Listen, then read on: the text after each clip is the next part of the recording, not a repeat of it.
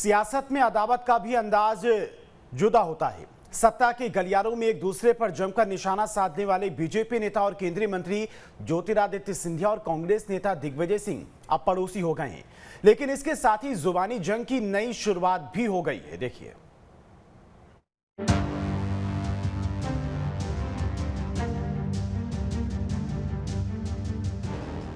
जब पार्टी में एक साथ थे तब भी एक दूसरे पर सियासी तीर चलाते थे और अब अलग अलग हैं तब भी सियासी अदावत वैसी ही है। शायद ही कोई मौका हो जब राजा और महाराज एक दूसरे पर हमला करने से चूकते हों, और शायद इसीलिए दोनों से सवाल भी एक दूसरे के बारे में ही पूछे जाते हैं। बयानबाजी परिवारवाद से शुरू हुई और खुजली पर जाकर खत्म हुई।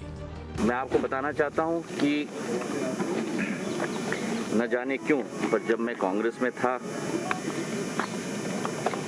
तब भी कई लोगों को खुजली आती थी। आज मैं बीजेपी में हूं, तब भी उन्हीं लोगों को खुजली आती है। मैं अपने राह पे चला हूं, जनसेवा के राह पे चला हूं, प्रगति और विकास के राह पे चला हूं। उनको अपनी नीति, उनकी सोच, उनको सलामत।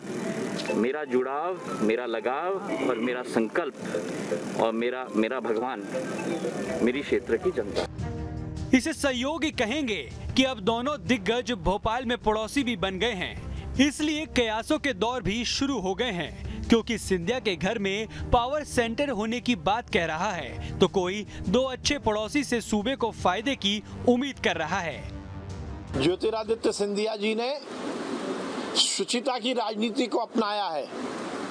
उन्होंने भ्रष्टाचार के खिलाफ लड़ाई लड़ी है, इसलिए लक्ष्मण सिंह जैसे कांग्रेस के नेताओं के पेट में दर्द हो रहा है, क्योंकि ज्योतिरादित्य सिंधिया जी के कारण ही कांग्रेस की दुकान बंद हुई है। मान सम्मान देना हमारी ड्यूटी है, हम देंगे, लेकिन जहाँ उनकी कमियां होंगी वहाँ मजबूती के साथ सिंधिया जी को कटघरे में खड़े करने का काम करेंगे।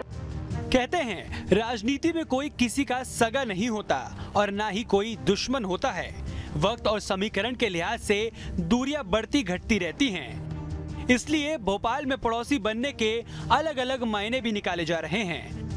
लेकिन यहाँ ये भी याद रखना होगा कि सियासी मैदान में एक दूसरे की पिच पर जाने मात्र से दोनों तल्ख हो जाते थे।